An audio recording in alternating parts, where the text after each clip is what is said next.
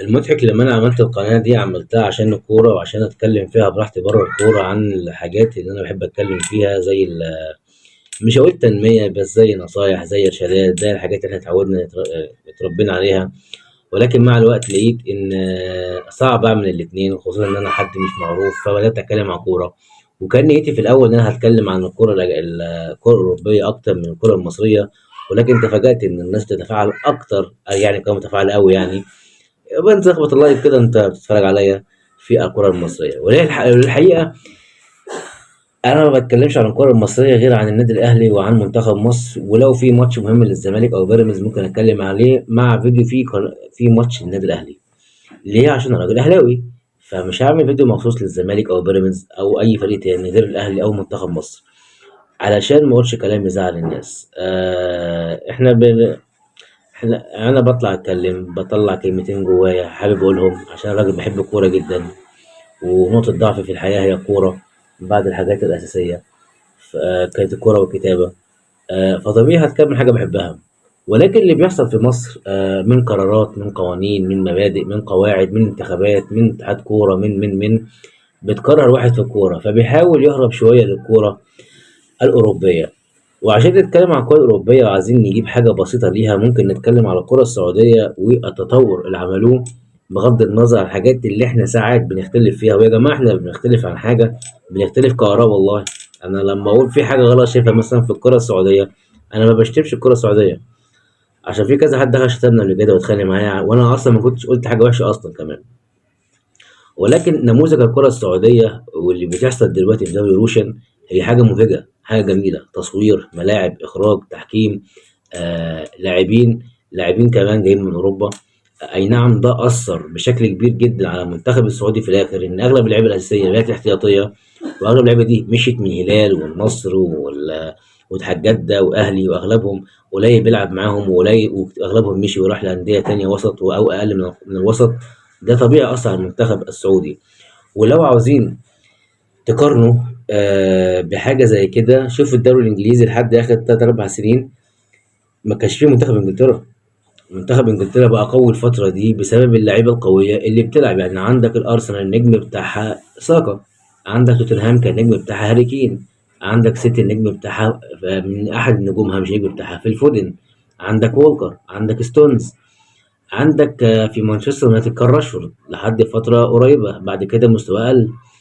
فطبيعي يا جماعة عندك ماجواير، فطبيعي عندك دلوقتي في تشيلسي بالمر. فلما بقى في نجوم، الفرق الكبيرة في إنجلترا بدأت تهتم بيهم، منتخب إنجلترا بقى قوي. الدوري السعودي كان المفروض يتعلم من الحتة دي، أو يحط شروط، أو يحط مثلا المحترفين عدد معين. احنا عارفين مهما كل ما تجيب محترفين من أوروبا كل ما التجربة هتبقى أمتع وأحلى. واحنا اكيد كمشاهدين متمتعين جدا بيها، اللي بيتفرج على بيتابع اي ماتشات. انا ساعات بتفرج على الماتشات المهمه في الدوري السعودي عشان اتمتع. وبصراحه الواحد بيتمتع بكل حاجه، كره مفتوح، لعب مفتوح، في لعيبه معروفه احنا بنحبها، في تصوير حلو، في ملاعب حلوه، في جمهور حلو بيشجع.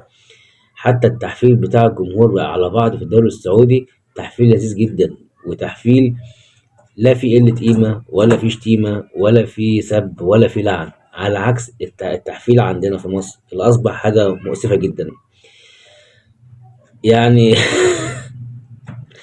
موضوع صعب جدا هنا، التحفيل هنا بقى بطريقة مستفزة.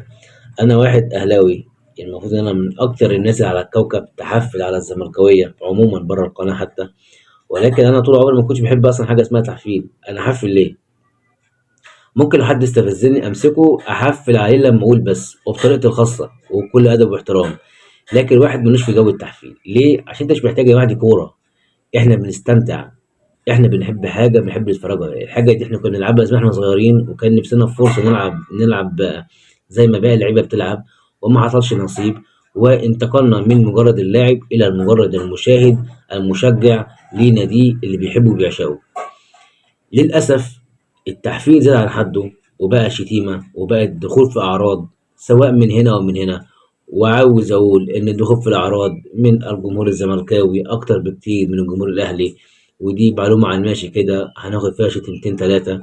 اشوف انا بتكلم على التحفيل وما نحفلش وما نشتمش وهاجي الاقي تحت شتيمتين ثلاثه. ولكن في برضه من الاهل اكيد. ولكن الوقائع كتيره، وانا مش عارف بصراحه مين المستفيد في الاخر. يعني لسه خالد عبد الفتاح بتاع الاهلي، ولا بلاش سيبك من خالد عبد الفتاح ومبارك حمدي والكلام ده، احنا مش داخلين نتكلم على اشخاص معينه، ولا ده موضوع مهم اصلا نتكلم عليه. هو فكره التشجيع، انت بتشجع كوره ليه؟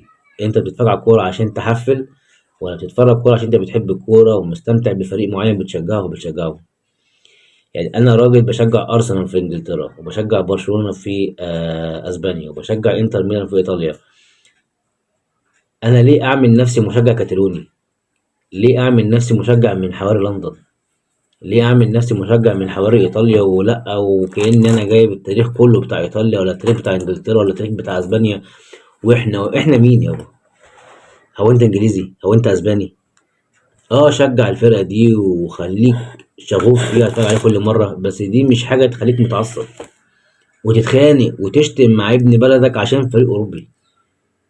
يا باشا شجع براحتك، شجع مليون فرقه بره في اوروبا، ولكن العصبيه عمرها ما هتبقى زي الفريق المحلي اللي انت بتشجعه.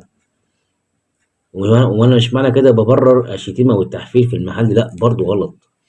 ولكن التحفيل زمان غير التحفيل دلوقتي. التحفيل زمان كان فيه متعه، الواحد كان بيقعد يالف مقطع ويقعد يغنيها. لكن تعال دلوقتي كله شتيمه، كله سب، كله لعن. يمكن دي من مميزات الدوري السعودي، ان نادرا لما بتلاقي حد بيشتم، وبتلاقي الجماهير بتعمل كرنفال في المدرجات. بينبهروا بالجماهير المصرية لما بيجوا من الدخلات اللي بيعملوها في السعودية أو قطر أو الإمارات، لأن إحنا عندنا خبرة أكتر، وعندنا داتا وهيستوري أكتر زمان موجودة في التشجيع. فطبيعي إن التشجيع المصري يكون سابق شوية التشجيع السعودي والقطري والإماراتي، ده طبيعي.